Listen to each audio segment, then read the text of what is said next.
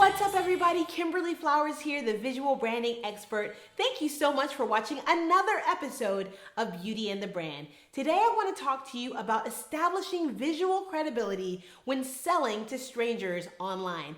Now, selling to strangers online can be a tricky situation, and trust me, I know because I've been burned being sold to online. Let me tell you why I have trust issues when it comes to buying from brands that I'm unfamiliar with online.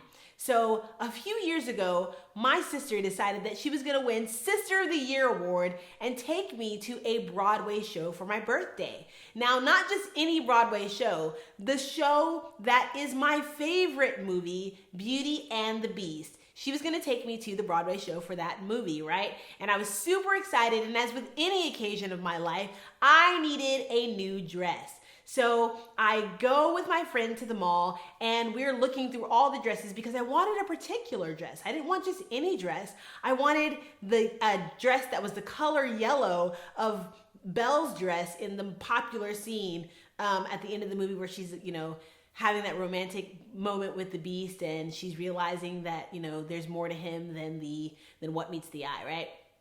And so I wanted to feel Belle-esque. I didn't want to be Belle per se. Maybe I did, I don't know. But I wanted a dress that was similar to the one in the movie. So we couldn't find anything in the mall, and we resort to finally buying a dress online. So we go back to my friend's house. We found a dress that was perfect in every way. It was a website that I was not familiar with, but the dress was gorgeous. It was yellow, the perfect color yellow. It was cocktail dress with an A-line, small waist area, like fitted on the top, flared on the bottom. Just my kind of dress, right? And I loved it so much. It was perfect for the occasion. The fabric was thick and shiny. It was perfect. So my friend, because it was my birthday, decided that she wanted to buy the dress for me, right? So she bought the dress for me. We were super excited. It's like 7 to 10 business days for it to come in. And the event was in like 3 weeks, so there was plenty enough time for the dress to come in, right?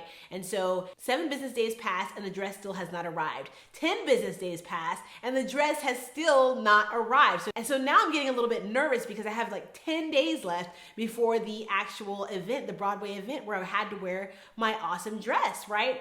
And 14 business days pass, 15 business days pass, and I'm realizing I'm not gonna get this dress in time. The event was out of town, and so I needed it by, no later than 20 business days. 20 business days passed, and I do not have the dress. So my sister and I I had to find another dress. I wasn't able to wear my Belle dress to the event, but the event, by the way, was awesome. Beauty and the Beast, Broadway. If you've never seen it, definitely go check that out.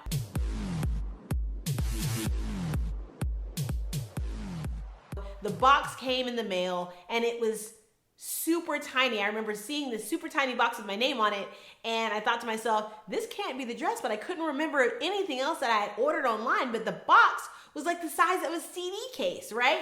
Or it looked like it could fit maybe a necklace or a CD in it, or maybe a book at the most, but definitely not that thick, beautiful dress that I had bought online a few days previous, right? But I open it up, and sure enough, inside the box comes this silky, thin, small as ever dress. I don't even know that you can call it a dress. It was hideous. It was nothing like the picture, and it was so tiny that I couldn't even fit in it. Now, I don't mean like, tiny this way. I mean tiny this way, And so I remember looking at the dress like, oh my gosh, I've been scammed, right? I've been scammed. This is not the dress that I ordered. And so I ended up giving the dress to my niece, who now plays with that dress as her princess dress, and it fits her perfectly. So at least somebody won from that deal. My point is this: there are lots of people who are just like me that have been burned from buying from brands that they are not familiar with online. So how do you, as a small business owner, establish a level of trust and visual credibility when converting strangers into buying customers? Here are 3 things that you can do to establish visual credibility when converting strangers into buying customers for your products and services. Step number 1, have an updated digital platform. If it's your website that you're selling from, or if it's your Amazon store, if it's your eBay store, make sure that your store looks updated, because if it's not updated, then people may assume that your website is outdated. And if it's outdated, nobody wants to buy from an outdated website, right? Because the chances of you getting good customer service or being able to reach anybody at all seem very slim if the website is outdated. So make sure that your website is updated and visually attractive.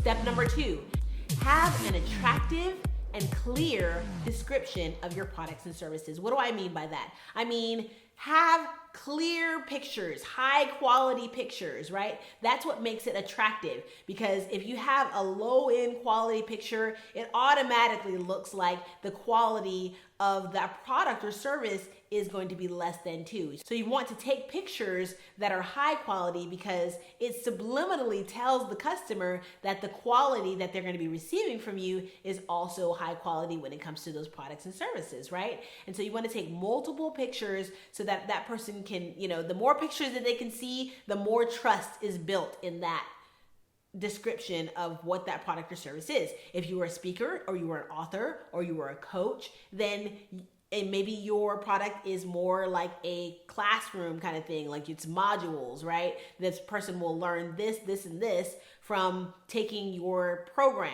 buying your program online.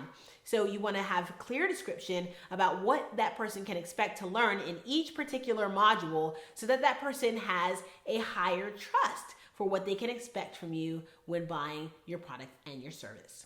Step number 3, have testimonials, reviews, and ratings. When a person is making a buying decision about whether or not they want to work with you, what they really want to see and what they want to know is what other people think of you, right? They've heard from you, you've explained your product or your service, and now they want to know what other people's experiences have been. So having testimonials, ratings, and reviews are a great way to show your client that not only is the product amazing that you're offering, but here's what other people think. Step number 4, establish an easy payment option. You want to make sure that, first of all, your website takes credit cards and that it does not require the person to leave your website in order to make that payment, because sometimes between them making a purchasing decision on your website and then being redirected to another website, they may change their mind in between there, and that's what you don't want to happen. So you want to make it a easy flow and an easy payment all in one place right there on your website. So those are the 4 steps that will help you gain visual credibility with turning strangers into buying customers that trust your website as a source that they can buy from. Well, that's all I have for you today. I hope that you found this episode helpful, and if you have, please like, share, and subscribe. You've heard from me, now I want to hear from you. What are some other things that you think you can do to help establish visual credibility when converting strangers into buying customers online? I'm Kimberly Flowers, and you've been watching Beauty and the Brand.